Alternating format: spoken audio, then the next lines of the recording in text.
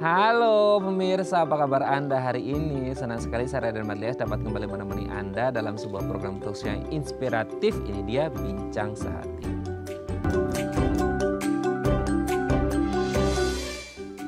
Ya pemirsa, kita masih di awal-awal bulan suci Ramadan.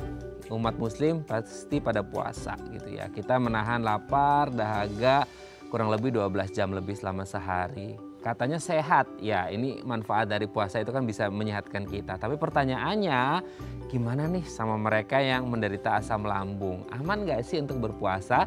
Nah inilah topik yang akan kita bahas hari ini ya, aman berpuasa bagi penderita asam lambung. Nah ngomong tentang asam lambung nih pemirsa, kita kan kalau mulai muncul ya kambuh itu asam lambungnya pasti kayak aduh sakit banget ya di ulu hati, di perut dan di bagian sini gitu ya. Ini yang akhirnya membuat kita jadi kayak ya ada paniknya juga, ada takutnya di jalan. Apalagi kalau udah ngerasa sakit ya, pas kita lagi di jalan pulang kerja udah mau ngejar buka puasa ternyata di jalan macet. Waduh di sana motor, mobil semua numpuk jadi satu, kita jadi sering emosi. Nah jangan sampai kita emosi gara-gara sakit gara-gara asam lambung, emosi gara-gara macet lalu lintas. Nah kita akan membahas terlebih dahulu nih gimana caranya menahan emosi ketika berkendara saat puasa ya. Apalagi kalau Anda yang tinggal di Jakarta atau Jabodetabek ya. Ini pasti tantangan banget. Apalagi kalau pas puasa kan katanya kita puasa kan gak hanya menahan lapar dan dahaga tapi juga harus menahan emosi. Yuk kita belajar sama-sama gimana caranya ya biar gak selalu emosian apalagi pas lagi puasa. Kita lihat yang pertama. Bikin kabin nyaman.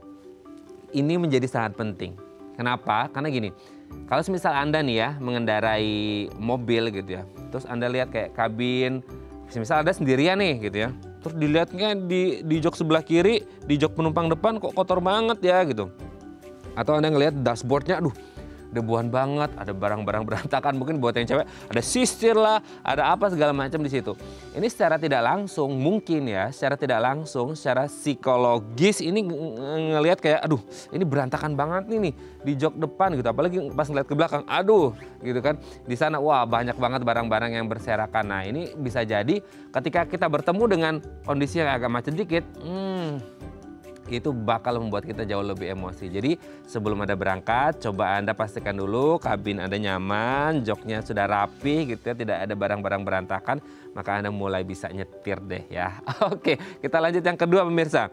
Dengarkan ceramah atau orang mengaji. Nah ini penting sekali ya. Kadang kita berpikir bahwa, aduh kadang mulut kita pengen apa ya bahasa mengumpat gitu ya karena kalau di jalan. Tapi kan orang puasa nggak boleh ya, nggak boleh mengumpat seperti itu. Nah usahakan ketika mungkin Anda mau pulang ya, ini biasanya pas mau pulang ya, coba dengerin deh di audio atau di radio kan biasanya ada ya gitu ya. Ya ceramahnya atau orang mengaji murotal gitu ya bahasanya ya, atau mungkin Anda juga bisa mendengarkan musik-musik yang agamis gitu ya, yang religius gitu ya, yang bisa membuat Anda lebih cooling down lagi gitu ya.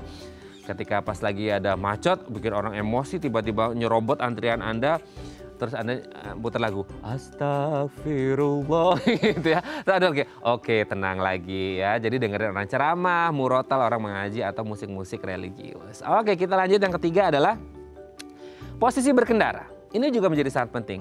Anda pernah nggak sih kayak merasakan beda loh antara posisi berkendara mungkin gini atau terlalu nyender gitu atau miring gitu. Ternyata ini juga bisa berdampak loh kalau kita ngerasa kayak posisi berkendara kita nggak nyaman, otomatis kan ini akan berpengaruh pada kondisi psikologis kita. Nah once kita ketemu sama yang namanya macet, orang yang wah saling tabrak-tabrakan di depan antrian gitu ya, ini bisa membuat kita emosinya tambah dan tambah. Jadi pastikan sebelum Anda berangkat, oke duduk yang nyaman, posisi duduknya udah oke, pakai seat belt, pastikan kabin udah oke, bersih, Anda tinggal berangkat ya. Oke kita lanjut yang selanjutnya adalah bijak untuk memilih rute.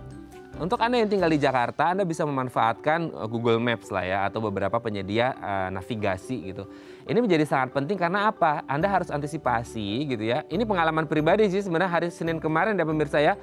Jarak dari studio ke tempat tinggal saya itu kurang lebih 30 menit. Tapi ternyata hari Senin kemarin 3 jam lebih pemirsa. Nggak tahu karena apa nih ya. Karena mungkin ada orang-orang yang membeli takjil di pinggir jalan. Mungkin ya kita bukan menyalahkan yang jualan sama yang beli, tapi kan kita harus bijak nih memilih rute. Oh, pakai Google Maps, kalau di sini kira-kira kayak merah. Oke, kita harus mencari opsi yang lain untuk rutenya. Asalkan rutenya jangan jauh banget gitu ya. Anda mungkin bisa memilih tol atau jalur-jalur tikus gitu ya untuk membuatnya nggak macet. Tapi kayaknya kalau di Jakarta agak susah nih bijak pilih rute ya, karena semuanya kayaknya sudah full. Tapi setidaknya kita sudah punya opsi A, B, C untuk memilih rute yang tepat. Oke, kita lihat yang terakhir adalah jangan mudah terpancing emosi. Ini ya, ini juga penting gitu. Karena ini butuh latihan, butuh kesabaran. Karena namanya di Jakarta, kalau Anda belum pernah tinggal di Jakarta, Anda harus nyobain berkendara di Jakarta gitu ya. Berapa hebatnya tantangan untuk berkendara di Jakarta itu sangat luar biasa besar. Jadi Anda harus mulai berlatih gitu ya. Mungkin sebelum puasa kemarin sudah mulai berlatih, di puasa ini jauh lebih berlatih lagi untuk jangan mudah terpancing emosinya. Supaya apa? Supaya kita nggak emosian terus, supaya puasa kita juga lebih afdol gitu ya, supaya nggak marah-marah emosi. Oke, itu tadi beberapa cara yang bisa kita lakukan supaya kita nggak emosian gitu ya pas berkendara di saat puasa. Dan kami akan membahasnya saat lagi, tetap bersama kami di Bincang Sehati.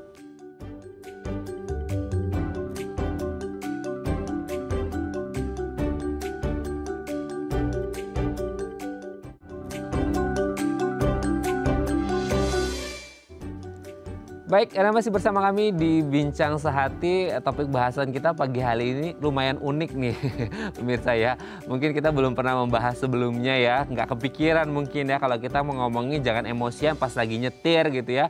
Apalagi di kota besar. Kalau untuk yang di daerah mungkin tidak terlalu challenging ya, karena jalanannya mungkin masih agak sepi. Tapi kalau di Jakarta, 1 kilometer itu bisa 1 jam 2 jam ya, gitu. Dan itu bener-bener burning gitu ya, itu membakar amarah gitu kan. Apalagi bulan puasa, pulang kerja udah ya lapar pasti ya gitu, mau ngejar bukaan bareng sama keluarga, tiba-tiba wah ketemu macet, tiba-tiba banyak kendaraan yang nyelonong-nyelonong, motong antrian gitu ya. Udah itu pasti mau tidak mau kita sebagai manusia akan keluar itu tanduknya. Nah, untuk membahas gimana supaya tidak emosian, telah tersambung bersama kami di sambungan Zoom dengan Mbak Niki Maulani, MPSI Psikolog CGE, psikolog dari Multi Human Cendekiawan. Assalamualaikum, selamat pagi Mbak Niki, apa kabar? Waalaikumsalam, selamat pagi Mas Raden, bagaimana kabarnya? Alhamdulillah sehat. Ini udah lama nggak ketemu di bulan puasa nih Mbak Niki. Ya, Alhamdulillah ya kita bisa bertemu lagi di bulan Ramadan ini. Amin. Ngomong-ngomong tentang bulan Ramadan nih Mbak Niki, sesuai yang tadi aku obrolin ya. Ini kan nggak mudah ya untuk menjaga emosi. Kan memang bulan puasa kan katanya menahan lapar, dahaga. Tapi juga kan tidak hanya sebatas itu ya. Dari psikisnya juga, dari batinnya juga kan menahan emosi juga penting ya. Apalagi kalau untuk berkendara, mungkin Mbak Niki kan ada di ya kota besar juga gitu. Kita ada di kota besar. Pasti bukan sering ya, setiap hari kita merasakan bagaimana challenge-nya untuk berkendara di Jakarta. Yang pertama adalah bikin kabin kita ini nyaman. Nyaman dalam artian di sini apakah harus yang super empuk atau yang rapi atau yang gimana sih, dan apa dampaknya pada psikis kita supaya kita tetap tenang nggak emosi nih Mbak Niki? Oke, baik. Sebelumnya saya jelaskan dulu ya. Jika memang faktor lingkungan itu memiliki pengaruh yang cukup besar gitu ya dengan emosi seseorang gitu. Nah, lingkungan sendiri itu ada 2 faktor. Ada faktor yang bisa kita kontrol, ada faktor yang tidak bisa kita kontrol gitu. Nah, kalau faktor yang bisa kita kontrol itu seperti respon kita, kemampuan kita dalam mengelola emosi. Nah, termasuk juga kita membuat suasana mobil kita itu nyaman gitu. Salah satunya adalah dengan cara kita membuat kabin kita nyaman, atau kita juga melakukan memeriksa atau mengecek gitu ya kondisi mobil. Bisa dibayangkan Mas, kalau misalnya kondisi mobilnya tidak bagus itu kan terus macet lagi ya gitu. Itu bikin terpancing emosinya gitu ya. Jadi pastikan dulu sebelum kita berkendara, kita memeriksa kondisi mobil kita, lalu juga menjaga kebersihan mobil, dan kita juga bisa menggunakan wewangian yang bisa memiliki efek menenangkan nih Mas, sehingga nanti kita berkendara menjadi lebih nyaman seperti itu. Oke, jadi pastikan kendaraan mesin oke, kabin juga bersih, pakai wewangian yang menenangkan ya. Kan sekarang banyak wewangian yang juga lumayan menyengat juga gitu ya. Jangan yang menyengat, nanti itu bisa menyengat penciuman dan menyengat emosi. Gitu ya, Mbak Niki ya.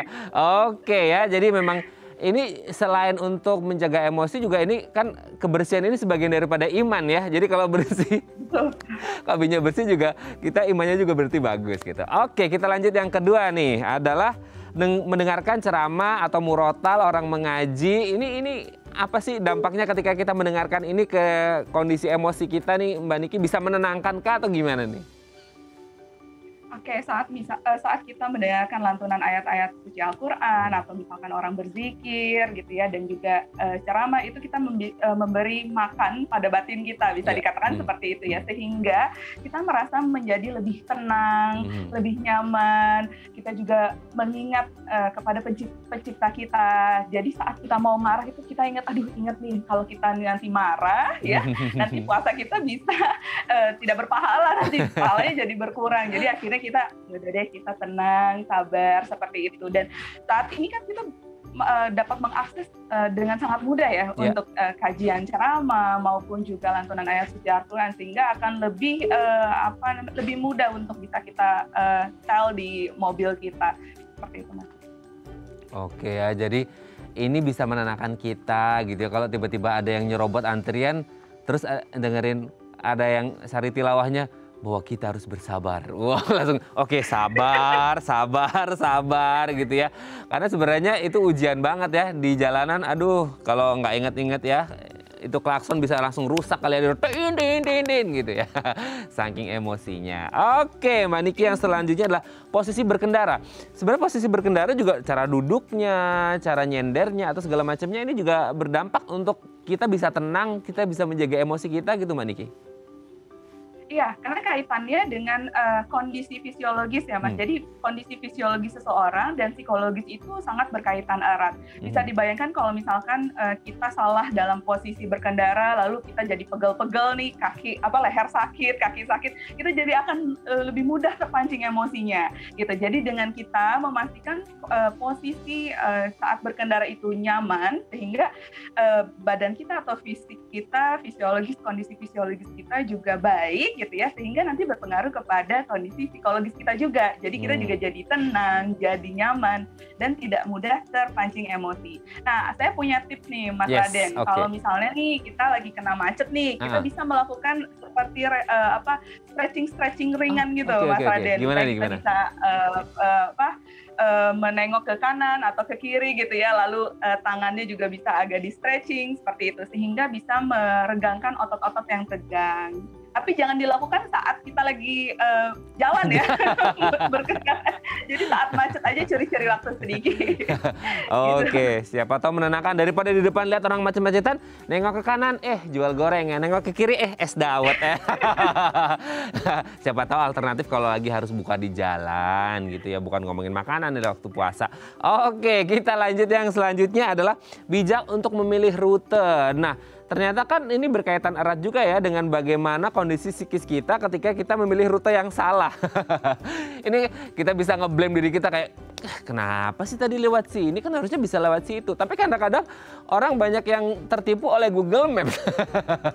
Gitu ya. Kadang di sini kuning ternyata merah, kadang di sini merah ternyata hijau gitu. Nah, gimana nih, bijak memilih rute juga bisa berdampak pada psikis kita nih Mbak? Oh iya, jadi tadi seperti yang saya sampaikan di awal gitu ya, ada faktor yang bisa kita kontrol, ada yang tidak bisa kita kontrol. Kalau kondisi jalan seperti macet, jalan rusak, banjir, itu kita nggak bisa kontrol gitu. Tapi kita bisa kontrolnya adalah dengan memilih rute gitu. Jadi sebelum berjalan kita cek dulu nih, kira-kira rute tercepat dan yang aman itu menggunakan rute yang mana, seperti itu. Dan jadi sehingga pada saat kita jalan terus kita nggak salah pilih saat kita nggak salah pilih rute, kitanya juga jadi happy. Tapi kalau kita salah pilih rute gitu, kita jadi terpancing emosi, perjalanan juga semakin jadi panjang, akhirnya agenda juga menjadi berantakan gitu Mas. Oke ya, jadi kalau untuk Anda yang tinggal di Jakarta mungkin udah paham ya, maksudnya ini jalan tikus lewat mana gitu ya. Mungkin untuk yang baru-baru di Jakarta, aduh, itu bisa keluar sungutnya ya, keluar tanduknya langsung bisa 10 kali ya, karena udah bingung mau nyari rute yang mana gitu ya. Jadi bijak untuk memilih rute Tidak ada ruginya Anda berhenti sejenak di parkiran kantor Anda untuk ngecek maps dulu gitu ya, daripada asal langsung jalan tapi akhirnya ketemu rute yang salah. Sisihkan waktu 5 menit untuk cross check beberapa rute pilihan untuk memastikan bahwa rute ini yang paling benar dan paling aman untuk Anda pulang ke rumah ya. Oke, yang terakhir adalah jangan mudah terpancing emosi. Ini harapan kita semua, Mbak. Tapi pada kenyataannya di jalan, oke, nggak boleh emosi. Tiba-tiba set motor, tiba-tiba set mobil, nerobos. Itu kan mau nggak mau kita sebagai manusia ya yang punya emosi terpancing. Dan ini kadang-kadang Mbak ya, ini pengalaman banyak orang, mungkin pengalaman pribadi aku juga. Ketika kita di jalan disalip orang, itu kayak self esteem kita itu jadi rendah, kayak di apa sih Mbak bahasnya, kayak disepelekan gitu kan. Jadi akhirnya kita jadi pingin ikut nyalip juga gitu kan. Apalagi kalau di jalan tol tuh, wow, disalip dikit nggak terima. Padahal mungkin yang di depan nyalip nggak kepikiran tuh mau balap-balapan sama kita. Nah, gimana sih Mbak caranya supaya tidak terpancing emosi nih? Oke, baik, itu berkaitan erat dengan kemampuan regulasi emosi ya. Bagaimana kita kemampuan seseorang dalam mengelola emosinya sehingga ia bisa tetap tenang dalam kondisi-kondisi yang menekan atau tertekan seperti itu, Mas. Nah, ada beberapa cara yang bisa kita lakukan untuk melatih kemampuan regulasi emosi kita. Yang pertama, kita bisa tarik nafas dalam dan panjang gitu ya. Jadi jangan langsung ngumpat. Kalau ngumpat ingat, aduh, kita inhale, exhale dulu, tarik nafas panjang, dalam. Lalu kita juga bisa menggunakan metode berhitung, Mas. Kita coba juga berhitung. Ya, jadi kita berhitung 1, 2, 3, 1 sampai 10. Kalau misalkan belum reda juga bisa 1 sampai 100. Gitu. Jadi setiap orang itu berbeda. Nah, dengan kita menghitung itu bisa menurunkan denyut nadi kita gitu. Jadi kita jadi semakin rileks. Gitu ya. Nah, kita juga bisa memberikan afirmasi positif ke dalam diri kita, Mas. Gitu. Jadi kita bisa berucap tenang aja, semua akan baik-baik aja, tenang, santai gitu ya. Semua akan baik aja, kita relax aja yuk, kita ajak diri kita untuk relax. Lalu kita juga bisa mengalihkan pikiran kita dengan hal-hal yang positif. Misalnya, nanti ibu saya udah masakin masakan yang enak, atau suami saya mau masakin yang enak gitu ya, atau nanti saya mau bertemu teman-teman saya dalam keadaan yang sehat gitu. Jadi kita syukuri hal-hal positif yang ada yang ada dalam diri kita, dalam lingkungan kita gitu. Itu kita bersyukur.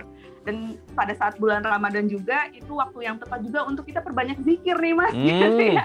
Dengan mengingat Tuhan bukan hanya untuk menenangkan tapi juga berpahala tentunya. Nah, gitu. Dan ya, satu lagi nih, mungkin teman-teman juga suka lupa ya, berdoa dulu sebelum berkendara sehingga urusan kita itu lancar dan kita diberikan keselamatan.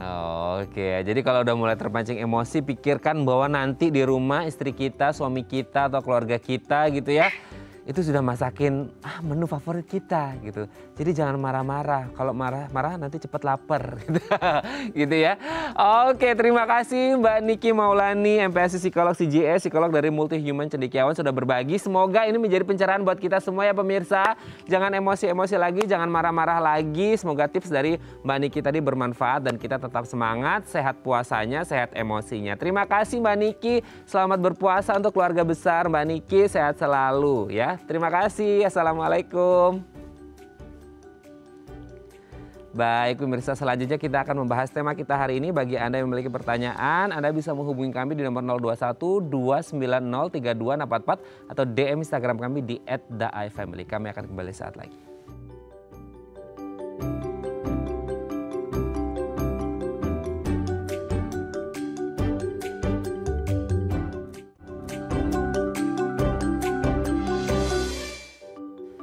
Baik, Anda masih bersama kami di Bincang Sehati. Kalau Anda punya keluhan asam lambung, terus berpikir, aduh puasa ini sebenarnya aman nggak ya buat aku? Terus kalaupun aman, apa yang harus aku lakukan? Makanya apa?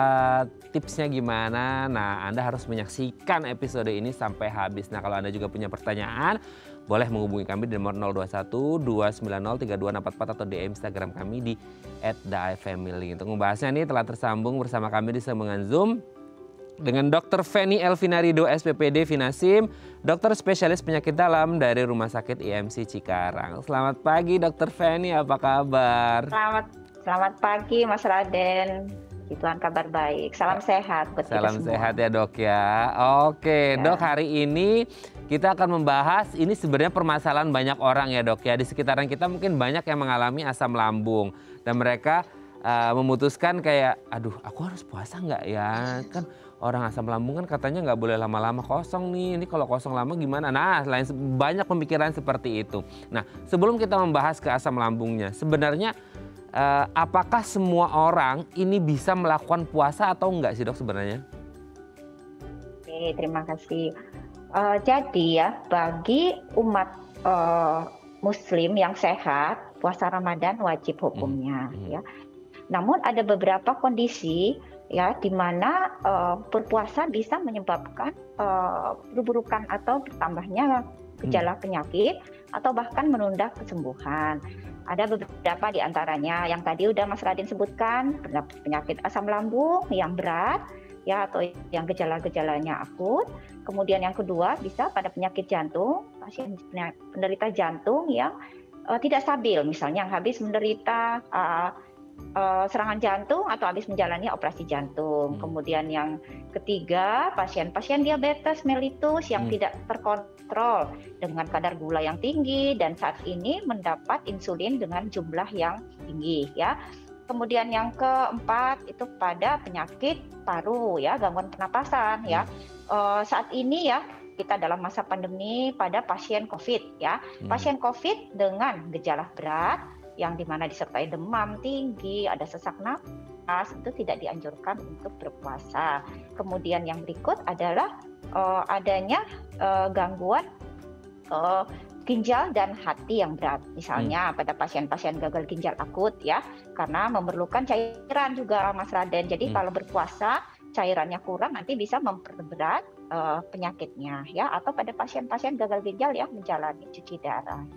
Oh oke, jadi itu beberapa kondisi pengecualian gitu ya dok ya untuk mereka-mereka yang punya ada riwayat beberapa pengecualian, riwayat penyakit ada yang beberapa lumayan. penyakit yang tadi, ya benar. Oke, nah sebenarnya dok ini kan kita kadang-kadang agak susah nih ya untuk masyarakat umum gitu. Kalau untuk nakes seperti dokter mungkin mudah untuk membedakan ini kamu tuh asam lambung, kamu tuh MAH, kamu tuh GERD. Nah ini kan istilah-istilah yang sering orang ada salah pengertian gitu ya. Jadi sebenarnya yang dimaksud dengan asam lambung, tadi kan dokter menyebut asam lambung yang berat, yang parah itu bisa jadi nggak bisa puasa gitu kan. Nah mungkin bisa dijelaskan lagi dok, asam lambung ini apa, MAH apa, GERD apa, atau bedanya seperti apa sih dok sebenarnya? Oke, jadi ya selama ini kan kita kenal ya banyak istilah yang dihubungkan dengan penyakit asam lambung. Nah biasa kita kenal MAH ya, MAH itu berasal dari kata serapan bahasa Belanda ya, yang berarti lambung. Nah, MAH itu adalah penyakit yang berhubungan dengan gangguan pencernaan bagian atas dan lambung ya.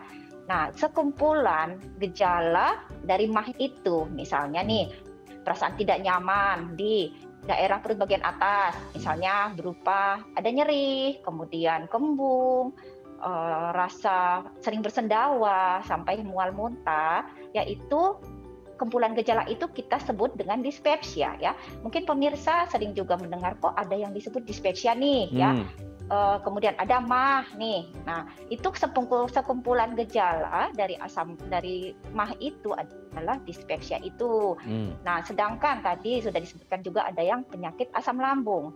Penyakit asam lambung ya yang dikenal sehari-hari itu dalam istilah medis kita kenal dengan istilah GERD ya, gastroesophageal reflux disease. Jadi di mana terjadi asam lambung ya yang harusnya berada di dalam lambung itu mengalir balik ke kerongkongan ya, sehingga dirasakan ada panas di daerah dada. Jadi gejalanya sedikit berbeda ya pada MAH yang gastritis ya, di mana ada peradangan di lambung dengan gejala penyakit asam lambung atau GERD itu sendiri.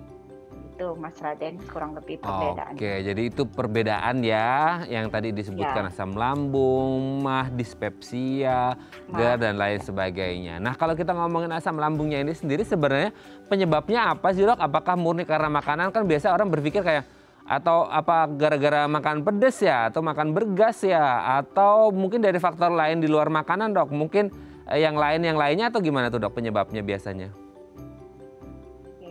Jadi tadi penyakit asam lambung yang kita kenal dengan GERD ya, tadi ya, yang mengalir balik asam lambung ke kerongkongan, itu disebabkan paling banyak karena adanya kelemahan dari otot yang melingkar di bagian bawah kerongkongan itu.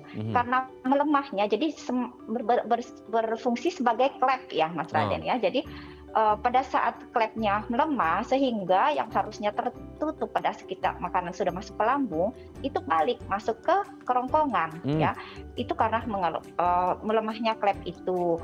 Nah, klep itu bisa melemah ya, ditemukan pada beberapa kondisi ya, misalnya nih pada pasien-pasien yang gemuk ya, obesitas, atau pada pasien-pasien yang perokok ya, itu juga bisa ya menyebabkan lemahnya klep. Kemudian pada pasien-pasien yang ada gangguan pengosongan lambung ya, pada beberapa penyakit ada yang menyebabkan gangguan pengosongan lambung juga bisa menyebabkan klep, dan ada pada beberapa penyakit misalnya hiatal hernia itu juga menyebabkan kelemahan dari klep, sehingga bisa terjadi aliran balik dari asam lambung ke kerongkongan itu. Ya. Berarti kalau dari faktor makanan tidak ada hubungan ya dok ya, itu tergantung dari klepnya melemah atau tidak? Ya, faktor makanan itu memperberat, ya. Jadi memperberat gejala yang sudah ada. Misalnya nih, penderita makan makanan yang bergas, ya, atau yang pedas, ya, bergas sehingga menyebabkan lebih berat gejalanya. Baliknya lebih banyak, ya, atau makanan yang pedas, ya, sehingga merangsang pengeluaran asam lambung yang berlebihan ya, dengan jumlah cairan lambung yang banyak sehingga baliknya juga lebih banyak, sehingga gejalanya juga lebih berat. Jadi memperberat gejala yang timbul. Oke, jadi semakin kerasa itu sensasi panasnya ya itu ya, dok ya? Ya, sensasi panasnya, sampai kadang-kadang beberapa pasien itu merasakan sesak atau rasa tercekik di leher. Iya, di sini. Ya. Aduh, enak banget ya di hati ini ya dok. Aduh, sampai sini. Karena dia sampai ke tenggorokan ya, berarti asam lambungnya naiknya dok ya? Ya, bahkan ada yang sampai ke mulut. Jadi sensasinya ada beberapa pasien itu merasakan ada rasa pahit atau rasa asam ya di mulut. Bangun pagi merasa asam di mulut, itu bisa merupakan salah satu gejala dari asam lambung yang mengerikan sekali ya dok, sampai kerasa di mulut, sampai kerasa di lidahnya ya. Mungkin ya, kerasa pahitnya ya. Gitu ya. Oke. Ya. Ada beberapa pasien, yang bahkan sampai ke UGD ya, dengan sensasi panas di dada itu, karena itu seperti kurang lebih gejalanya serangan jantung ya. Jadi sampai panik, sampai susah bernapas, sampai banyak juga yang dengan GERD itu yang sampai harus ke UGD karena susah bernapas dan juga takut apa ini serangan jantung ya. Jadinya akhirnya banyak yang berakhir ke UGD. Oke. Dengan kondisi seperti ini dok, sebenarnya untuk penderita asam lambung kan tadi dokter menyebut ini exception ya, pengecualian untuk yang asam lambungnya udah parah. Tapi kalau semisal asam lambungnya masih belum terlalu parah, ini sebenarnya bisa berpuasa atau enggak, aman atau enggak gitu. Dan tipsnya apa nanti akan kita bahas di segmen selanjutnya ya dok ya. Gitu. Kita akan membahas yang udah punya asam lambung masih ya di tahap-tahap awal masih boleh berpuasa atau enggak. Nanti akan kita bahas di segmen selanjutnya. 021 290 3244 atau DM Instagram kami di @daefamily kalau Anda punya pertanyaan ya pemirsa ya. Kami akan kembali sesaat lagi.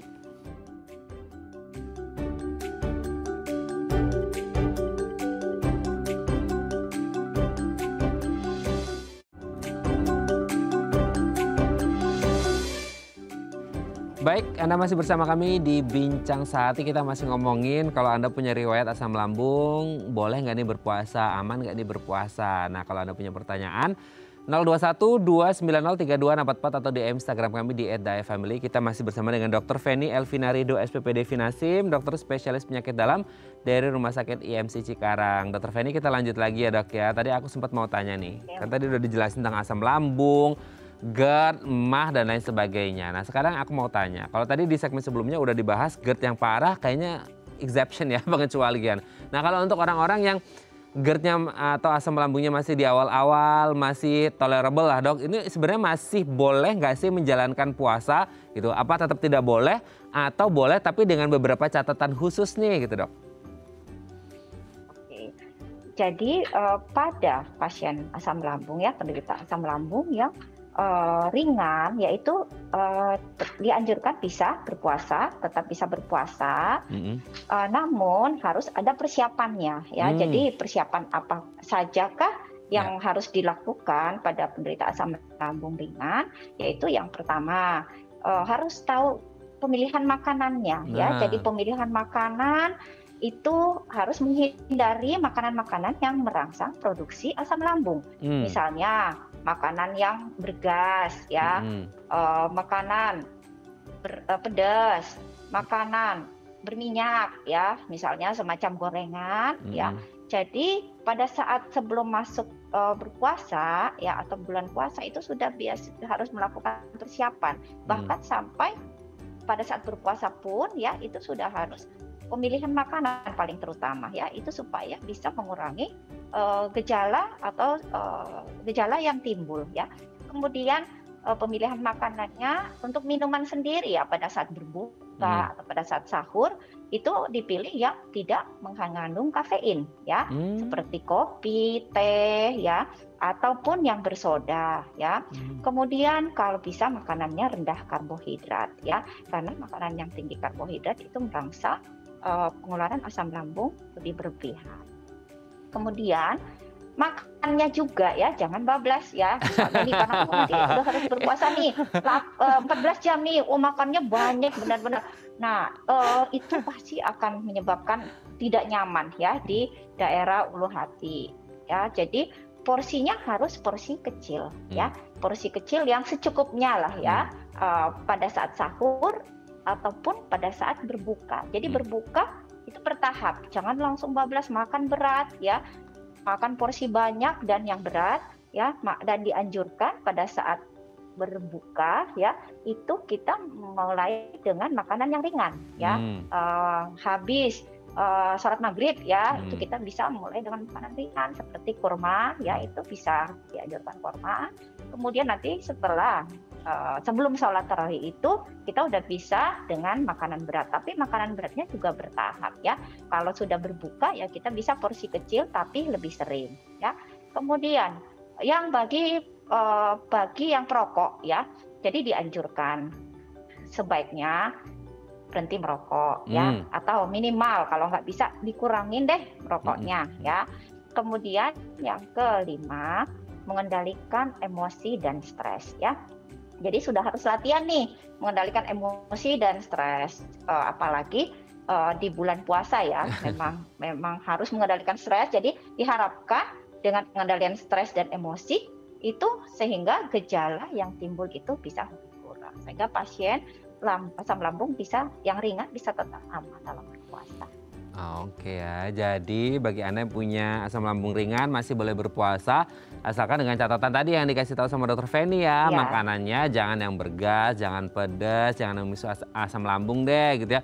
Minumannya jangan berkafein, hindari kopi dulu, hindari teh, rokok-rokokan, dan yang penting juga kalau ngomongin puasa ya, puasa ini kan selain menahan dahaga, menahan lapar juga menahan emosi. Stres manajemennya harus dijaga dengan baik karena stres ini bisa memicu produksi asam lambung. Tapi Dok, aku mau tanya Dok, masalah makanan ya Dok ya, kan memang tidak boleh langsung banyak, tapi ada yang berpikir karena ya ini biasanya terjadi pas buka puasa nih Dok. Aku makan banyak tapi kan nggak yang bergas, nggak yang pedas, nggak yang memicu produksi asam lambung berlebih Dok. Tapi aku makannya agak banyak nih langsung, itu tetap nggak boleh ya Dok ya?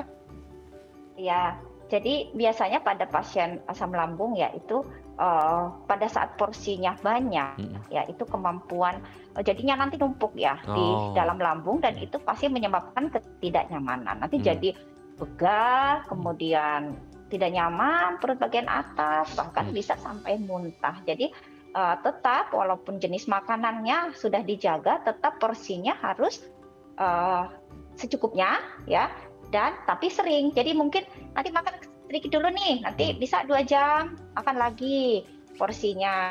Jadi kita istilahkan porsi kecil tapi sering ya. Jadi walaupun jenis makanannya udah cocok tapi tetap harus perhatikan frekuensi dan porsinya. Oke ya, tetap harus dijaga porsinya juga ya gitu, jangan langsung plek banyak meskipun akhirnya makanannya tetap yang nggak bergas, pedas itu tetap harus dijaga. Oke dok, sebelum kita lanjut ini ada DM Instagram dok, aku bacakan dulu ya dok ya. Ini dari Mbak Winda nih. Dok, kalau lagi kambuh asam lambungnya dan posisinya lagi puasa, sementara kerasa banget ada heartburn gitu, baiknya gimana ya dok ya? Oh, terima kasih dok, karena mungkin nggak tahu, nggak bisa makan, nggak bisa minum nih dok, ada heartburn pas lagi puasa, apa yang harus dilakukan dok? Oke, terima kasih Mbak Winda. Jadi kalau lihat ada heartburn, itu adalah gejala dari penyakit asam lambung itu ya, atau GERD itu ya. Jadi kalau pasien GERD ya ada gejala naik, ada panas, kemudian nyeri ya, kemudian nggak nyaman, ya itu dianjurkan boleh berbuka puasa ya.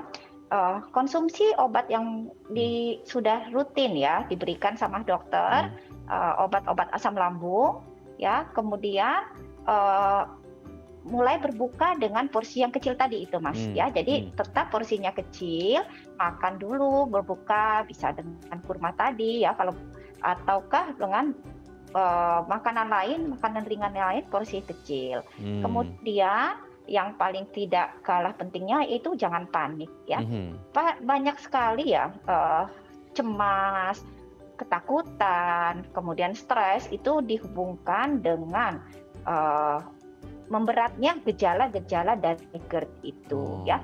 Biasanya kan ya wajar lah ya Mas Raden ya, kita ini panas nih sampai susah napas, panas di dada sampai ada yang sampai naik ke leher sampai ke cekek, dan itu pasti menyebabkan panik. Ini kok kayak susah bernapas ya, sampai ada yang sesak. Nah itu pasti akan menimbulkan kepanikan karena makin panik ya kita itu asam lambungnya makin banyak dan gejalanya makin berat. Jadi diharapkan harus tetap tenang ya, kemudian ya itu tadi berbuka, kemudian mulailah minum obat mahnya dulu ya, obat lambungnya yang biasa yang sudah rutin, kemudian berbuka dengan makanan ringan dulu.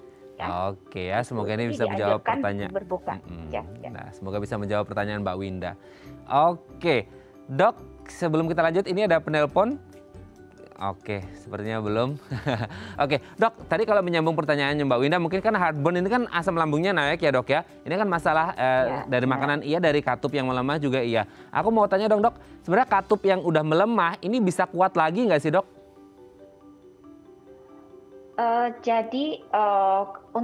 Jadi sampai saat ini ya nggak ada obat yang untuk menguatkan katup ya. Cuma tapi kita misalnya nih pada katupnya kan lemah, tadi saya sebutkan pada beberapa pasien misalnya nih gemuk ya, perokok ya. Nah dianjurkan misalnya nih penderitanya gemuk itu harus mulai menurunkan berat badan sehingga katupnya nggak tambah melemah ya. Jadi gejalanya bisa lebih ringan. Jadi yang gemuk harus menurunkan berat badan ke berat badan ideal ya.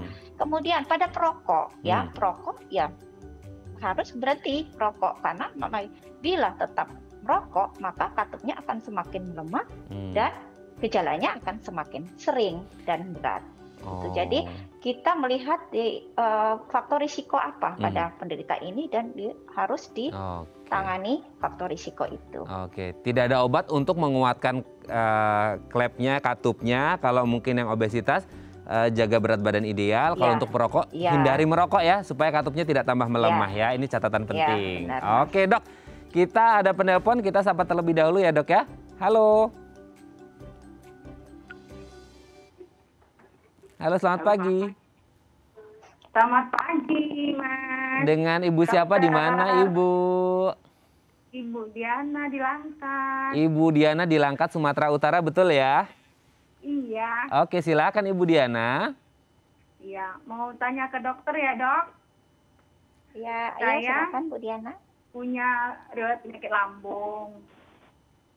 Saya sudah USG kemarin. Udah gitu kan dok, hasil USG bagus semua, bersih. Cuman kalau lagi kambuh asam lambung pikirannya itu takut gitu dok. Gelisah. Itu gimana dok solusinya? Biar tidak takut, biar tidak gelisah gitu ya Bu Diana ya? Iya, insya Allah kalau kalau di puasa enak, Mas. Oh, enak ya? Puasa. Oh gitu, alhamdulillah. Oke. Dokter Feni sebelum menjawab ada yang ditanyakan atau sudah jelas Bu? Dok? Oh, oke. Sudah Ibu jelas ya? sekarang ada lagi mengkonsumsi obat rutin saat ini? Ada Dok. Saya Oke. Ada Dok. Saya sempat mengkonsumsi pil penenang gitu Dok. Sejenis oprazolam. Sirup lambung. Oke, sudah jelas ya Dok ya? Oke, terima kasih Bu Diana di Langkat Sumatera Utara. Selamat berpuasa dan semoga sehat selalu ya. Terima kasih sudah menghubungi kami. Kita akan coba jawab. Silakan Dokter Feni. Ya, terima kasih Bu Diana. Jadi tadi udah kita jelasin ya bahwa di dalam praktek sehari-hari ya itu banyak sekali pasien asam lambung yang sulit sembuh ya karena diperberat karena adanya kecemasan. Kecemasan itu stres, khawatir ya dengan penyakitnya. Nah, salah satu biasanya pasien kan sering Google tuh ya, mencari penyakit apa nih saya nih dicari nanti dapatnya kanker ya. Itu gejala kanker tambah stres ya. Itu banyak sekali kita dapatkan di klinik di praktek sehari-hari. Ya, kemudian nanti ada dengar-dengar dari tetangga tuh, kamu ini jangan-jangan kanker deh, kanker lambung.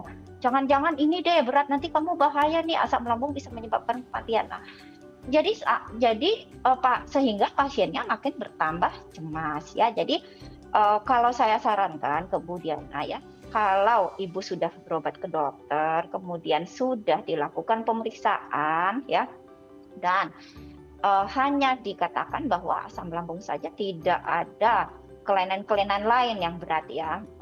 Nah itu ibu harus selain konsumsi obat yang dianjurkan rutin, kemudian menjaga makanan tadi ya, makanannya tadi, pemilihan makanan itu yang tadi kita udah sebutkan, kemudian porsi kecil dan sering, yang paling tidak kalah penting juga manajemen stres itu. Jadi ibu jangan sering membuka-buka baca-baca yang negatif ya, jadi harus ibu pikirannya itu diisi dengan yang positif ya. Yang penting ibu sudah berobat ya, ibu sudah ke dokter, ibu udah USG, bahkan udah endoskopi dan hasilnya bagus, itu ibu nggak usah cemas ya. Ibu sudah periksa dan hasilnya nggak apa-apa, dan ibu harus menenangkan diri ya. Selain kontrol makanan tadi, ibu harus berpikir positif ya, karena kalau ibu sering cemas, takut, gelisah ya, itu yang menyebabkan ibu akan sering-sering serangan, susah sembuhnya Bu ya. Jadi ibu harus dari dalam dulu nih, tadi udah dijelasin Mbak Niki, harus positif ya.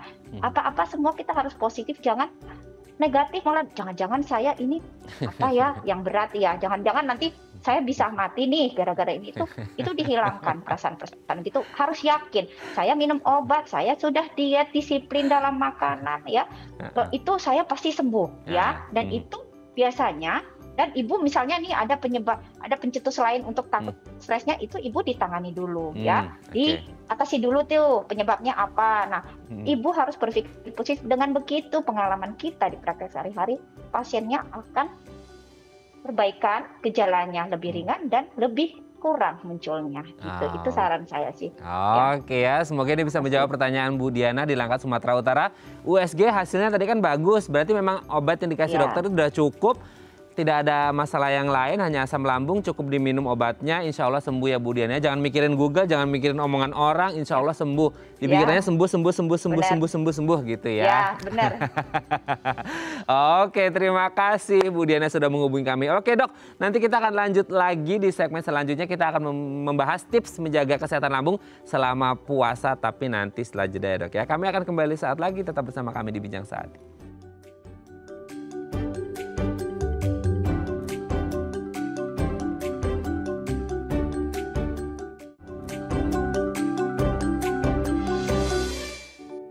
Baik, Anda masih bersama kami di Bincang Saat. Kita masih bersama dengan Dr. Feni Elvina Ridho, SPPD Vinasim, dokter spesialis penyakit dalam dari Rumah Sakit IMC Cikarang. Oke, Dok, ini waktu kita lumayan mepet di segmen terakhir. Mungkin kita akan bahas beberapa yang sudah di-mention tadi, Dokter ya.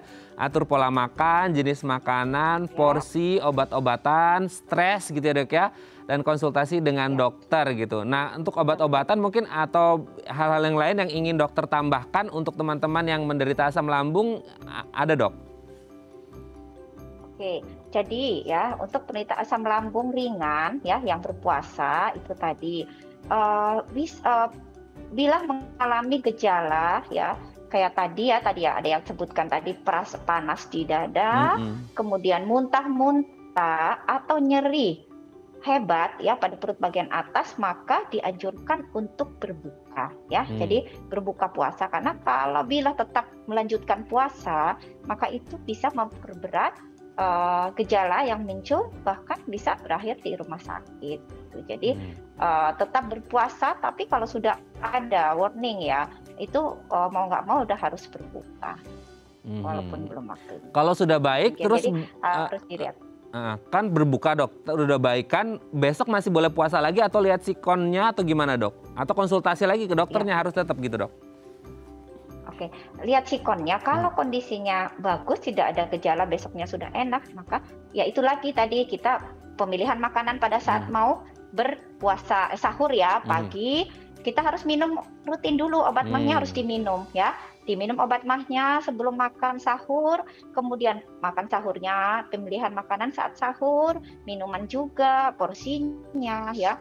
Kemudian ya mengendalikan stres itu. Nanti tapi obat mahnya tetap harus diminum ya. Nanti dilihat bila dalam perjalanan itu ada keluhan lagi, maka bisa berbuka, dan kalau memang berat maka dianjurkan belum berpuasa dulu sampai benar-benar pulih ya. Tapi kalau bagus ya nggak apa-apa lanjut berpuasa kalau sepanjang nggak ada keluhan, karena kadang-kadang pada pasien lambung ya dengan berpuasa itu malah nyaman ya. Pada pasien-pasien lambung yang ringan itu dengan berpuasa malah merasa enak ya. Seperti Bu Diana di Langkat Sumatera Utara tadi ya dok ya.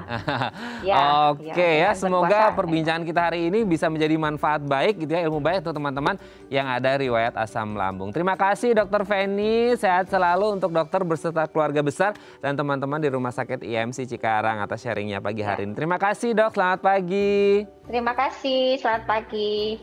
Oke pemirsa, itu tadi perbincangan kita seputar asam lambung. Ternyata aman kalau Anda mengikuti anjuran yang dikasih tahu sama Dokter Feni tadi. Semoga bermanfaat ya. Saya Raden Mardias pamit, sampai jumpa dan selamat beraktivitas dan tetap semangat berpuasa. Sehat selalu untuk kita semuanya.